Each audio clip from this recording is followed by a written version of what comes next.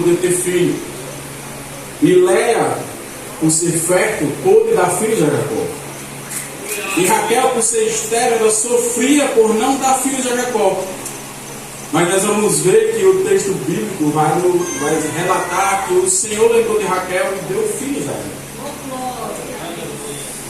José, como nós começamos a ler aqui no capítulo 37, nós vamos entender que José, por ser filho da velhice de Jacó, era como se ele fosse um filho predileto de Jacó. Era como se ele fosse aquele filho a qual ele mais queria ter, porque era justamente uma esposa que ele mais amava. E nós vamos ver que alguns historiadores, Jacó confeccionou uma tuna e deu para Jacó uma túnica de várias cores. E alguns historiadores chegam a dizer que essa túnica que Jacó deu a José seria um sinal de que José seria o herdeiro de todas as coisas que Jacó teria. E por causa dessas coisas, os irmãos de Jacó tanto mais o odiavam. Por causa dessas coisas, o irmão de Jacó não gostava dele. Então, nós vamos ver que nos primeiros versículos do capítulo 37, vai dizer que José tinha apenas 17 anos. E Deus dá a ele 2 sonhos. O primeiro sonho é que o molho dele ficava em pé e os molhos dos seus irmãos, todos ficavam rodeando ele e se prostravam diante dos molhos dele. E durante aquele sonho, parece que eu estou vendo um de seus irmãos dizendo que loucura era aquela que José tinha sonhado, que loucura era aquela que ele, por ser um dos mais novos, os irmãos dele teriam que se curvar perante ele.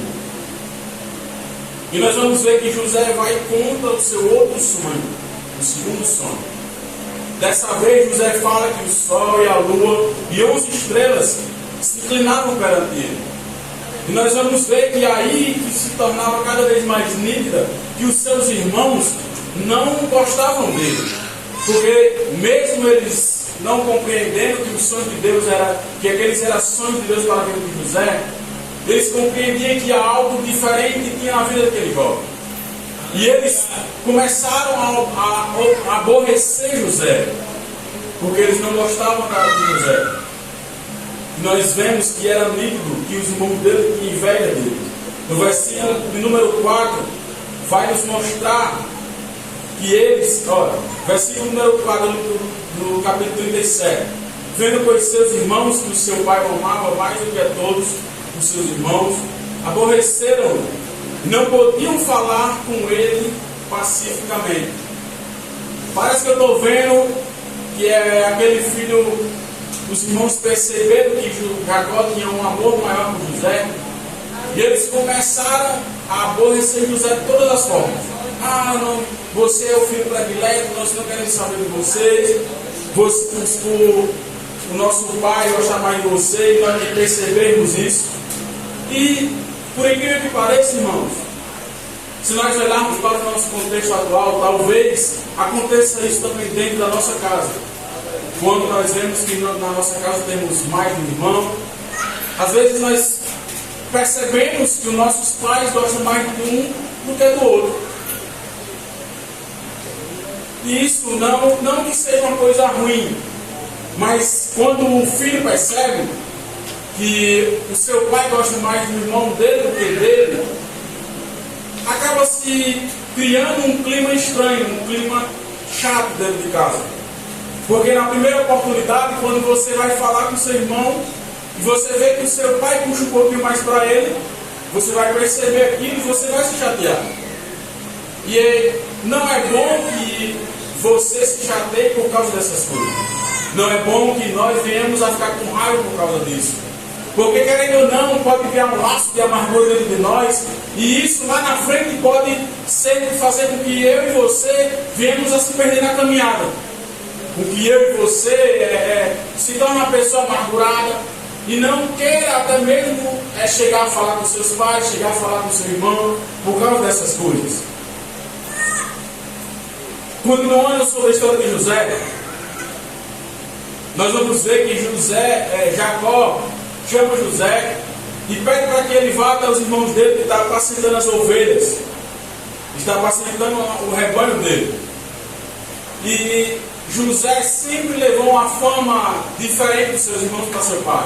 Por ele ser um filho mais próximo, nós podemos entender também que quando os irmãos dele trabalhavam com o rebanho do seu pai, e quando os irmãos dele faziam as coisas que o seu pai designava, ele sempre estava próximo ali de Jacó.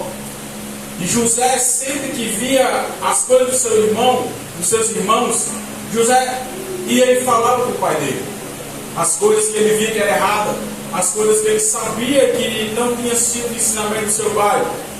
E quando os irmãos dele viram ele chegando de longe, eles conversaram entre eles ali mesmo, e eles disseram: olha, lá vem José, vamos pegar ele, vamos tomar a túnica dele de várias cores, vamos roubar a túnica deles, vamos rasgar, vamos pegar um bicho e dizer que um animal feroz matou a ele, vamos lançar sorte sobre ele, vamos matar ele. Veja só, irmãos, como são as coisas. Agora os irmãos de José, devido ter aquela inveja de José, devido ter aquela amargura já dentro do seu coração, agora eles conspiraram contra a vida de José. Eles tentaram matar José, eles queriam matar José. Mas o mais interessante é que Deus não deixa que José seja morto. E o seu irmão Rubem vai chegar para eles e vai dizer: não vamos matar o nosso irmão, porque ele é carne de nossa carne, ele é sangue do nosso sangue. E ali na época tinha algumas cisternas, e eles pegaram e jogaram José dentro daquelas cisternas. Seus irmãos lançaram ele numa cova, e vinha ali uma caravana de ismaelitas. E então eles pegaram e venderam José para aquela caravana. Durante a jornada de José, nós compreendemos muitas e muitas coisas. Nós compreendemos também que, às vezes, para que Deus trabalhe na nossa vida, não é somente, nós não iremos somente estar por cima das coisas. Às vezes Deus pega e nos coloca em situações adversas para que Ele venha trabalhar na minha e na sua vida. Deus nos coloca em situações adversas para que nós venhamos a ficar mais fortes, para que nós possamos continuar na nossa caminhada, mesmo às vezes apanhando um pouco, mesmo às vezes se machucando, mas aquilo ali vai nos trazer uma fortaleza maior diante do Senhor. E vai nos trazer uma experiência maior. Não adianta nós queremos estar ali pregando, louvando, antes que Deus nos transforme, nos molde e nos faça de acordo com o que Ele quer para a nossa vida. Muitas vezes nós não queremos aceitar o que Deus tem para a nossa vida, mas nós temos que entender de que quando Deus tem algo para mim e para a sua vida, é totalmente diferente. É sempre o melhor para a nossa vida. Às vezes nós queremos sair do contexto do que Deus quer para a nossa vida, e nós queremos relutar com o Senhor. Ah, Deus, mas eu queria ser assim, eu queria ser assado. Mas quando nós vamos parar para analisar direitinho, nós vemos que Deus nos coloca para traçar um caminho diferente. Não importa se seja na palavra, não importa se seja no louvor, não importa se seja para ensinar, mas sempre Deus vai nos mostrar aquilo que Ele quer para a nossa vida. Deus tem algo grande para mim e para você. Deus tem algo sempre maior do que aquilo que nós pensamos, imaginamos. Às vezes você é jovem e nós queremos traçar um caminho diferente. Mas quando nós começamos a orar, quando nós começamos a ler a Bíblia, quando nós começamos a entender daquilo que Deus quer realmente para a nossa vida, nós vemos que é algo totalmente diferente. É algo muitas vezes sobrenatural. Então, José foi vendido pelos seus irmãos a uma caravana que ia passando ali naquele momento. E essa caravana levou José para o Egito. Chegando lá, José foi novamente vendido para um homem chamado Potifar. Ele era oficial da casa de Faraó. José entra ali, chega na casa de Potifar, e Deus, estando sempre com José, Aleluia. coloca José na posição de destaque dentro da casa de Potifar. José vinha como um serviçal, como um simples escravo, podemos dizer assim, porque ele foi vendido 2 vezes até. E Deus, por achar graça em José, coloca ele na casa de Potifar, e eles começam a comandar as coisas ali para Potifar. E o que é interessante é que uma das esposas de Potifar tenta seduzir José. E aqui é onde nós vemos uma das partes em que nós vemos o agir de Deus na vida de José. Aquela mulher enviada pelo demônio, pelo diabo, ela tenta seduzir José e tenta se deitar com ele, para ter relações sexuais com ele. Tenta desvirtuar José de todas as formas. E a Bíblia vai dizer que ela tenta por várias vezes. E ele se livrando dela, ele correndo. E em um dos momentos, José tentando se livrar dela, ela tenta o agarrar. E ela vai conseguir pegar a sua roupa e ficar com ela. Então ela vai conspirar contra José. E na vida do crente é assim. Quando nós vemos que Deus está ali exaltando uma pessoa, que Deus está ali com alguém, caminhando com ele lado a lado, sempre vai se levantar alguém para tentar derrubar. Você já percebeu isso, irmão? É desse jeito, não é? Quando nós vemos que Deus está na vida de alguém, sempre o inimigo vai levantar alguém para tentar desanimar ele, para tentar fazer com que ele desanime e pare da caminhada.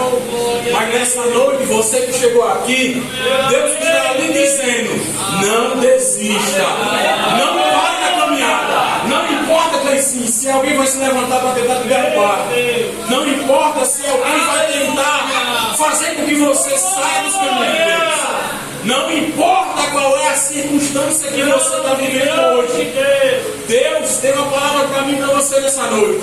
Não pare na caminhada. Não desista. Porque eu estou aqui para caminhar do seu lado. E digo mais.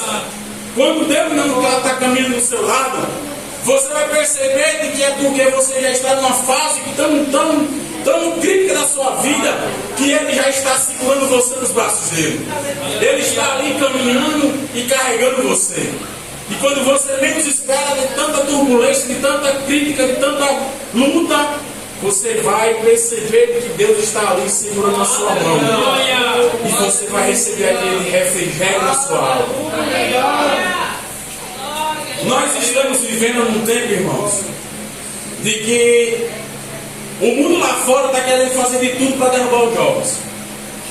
O mundo lá fora, principalmente nessa época de São João, é aí que parece que o inimigo dá uma trabalhada maior, que é para pegar os jovens. Vem aqui, vamos ali para uma festa, vamos ali se drogar, vamos beber, vamos se prostituir. Mas vocês que estão aqui nessa noite, jovens, hoje você é um grupo de jovens, eu vou falar para vocês, mas serve para todos nós. Não se deixe enganar pelos prazeres da terra. Não se deixe se enganar pelos prazeres mundanos. Se você tem um amigo que ele quer te levar para o lado errado, se for preciso, sai de perto dele. Não vou dizer que você não deve falar com ele, conversar com ele, converse. Mas as práticas que você vê naquele jovem, não queira para a sua vida. Eu digo isso por experiência própria.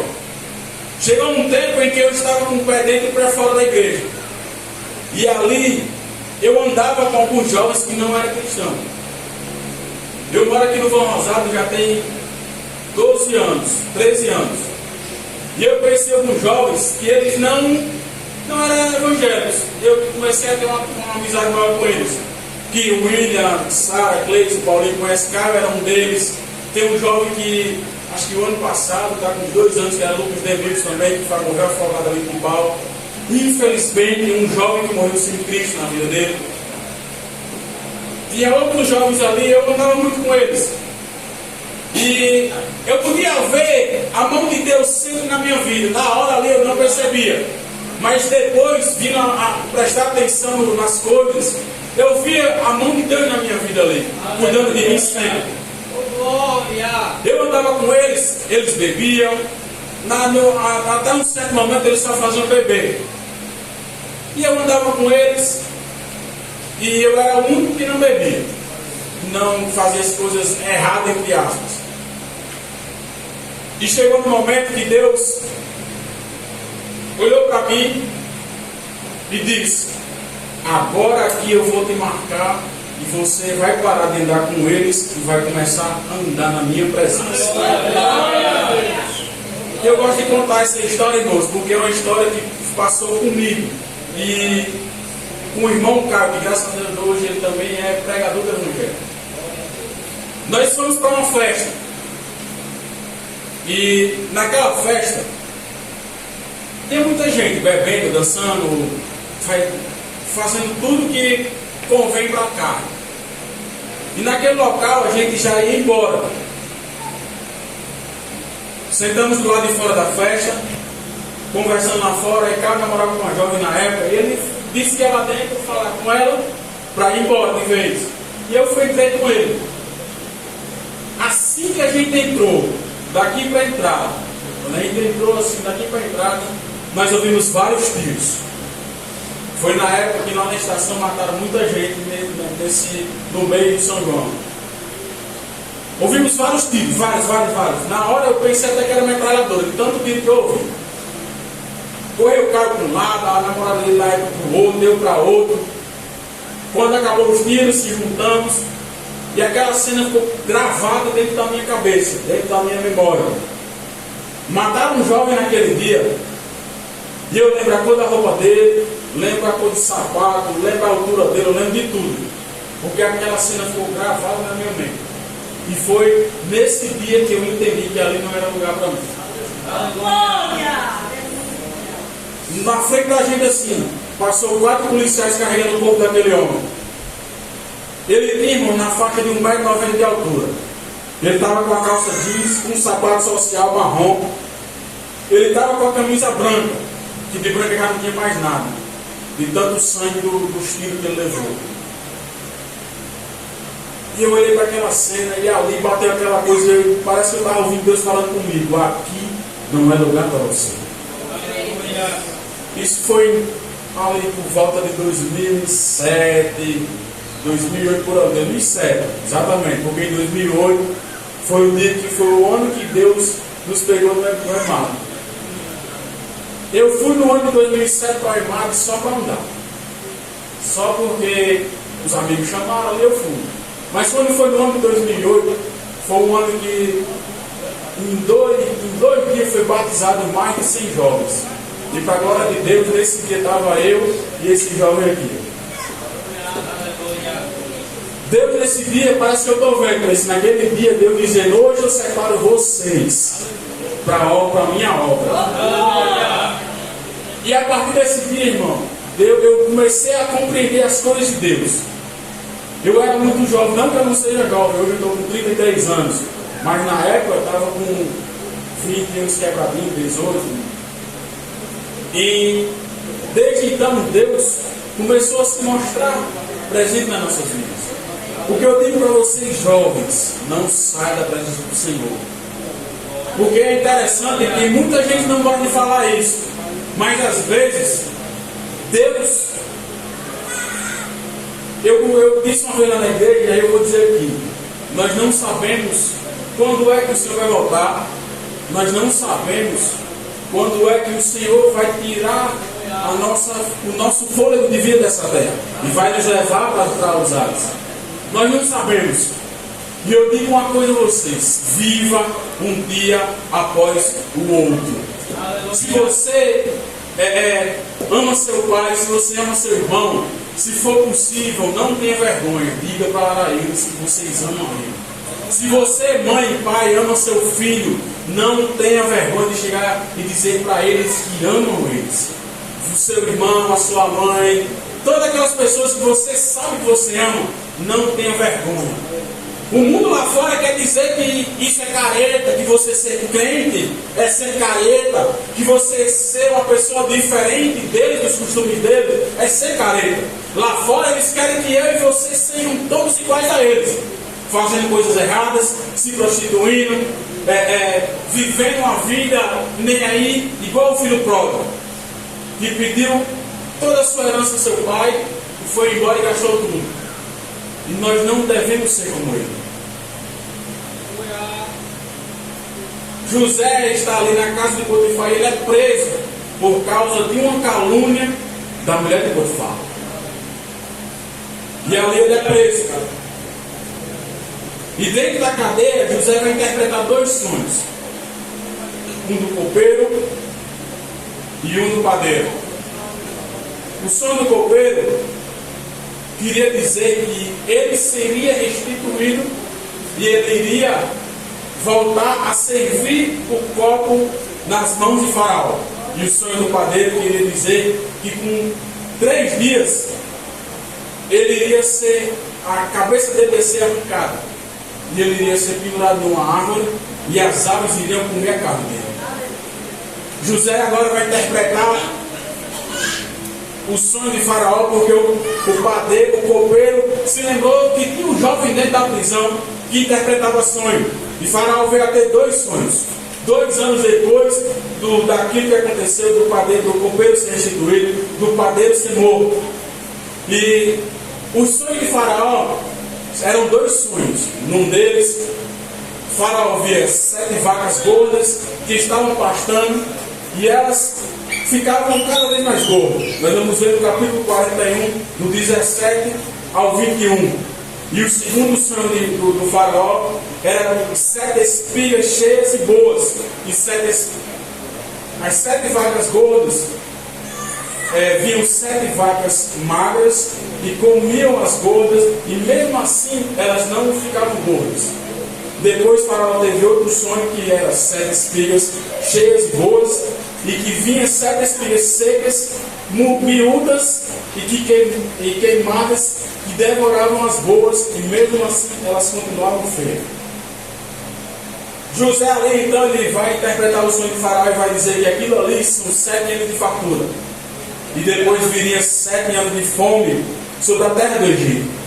E Deus dá aquela interpretação de José, e ele vai dizer a Faraó que ele constitua uma pessoa para que essa pessoa venha fazer com que estoque comida, durante esses 7 anos de fartura, estoque comida, para que quando chegar os 7 anos de seca, toda a terra do Egito tenha comida e as pessoas ao redor venham comprar comida da terra do Egito. Então aí nós vamos ver aqui mais uma vez Deus se levantando na vida do jovem José. Nesse momento Faraó vai se levantar e vai dizer que não vê ninguém no reino dele a qual tenha a presença de Deus na vida e não seja tão sábio como José. Faraó vai constituir José como governador do Egito. José como governador do Egito. De um menino sonhador agora para governador do Egito. Quando Deus lhe der um sonho, por mais estranho que seja, por mais esquisito que seja, mesmo que você não compreenda, não saia da presença do Senhor. Mesmo que você não entenda nada, você vai passar por provações, você vai passar por lutas, por aprendizados, mas tudo isso vai ser para que Deus lhe coloque no lugar ao qual Ele quer que você esteja.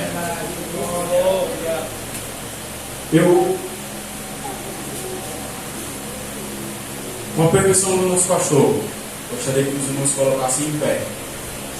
Glória a Deus. Meu louvor,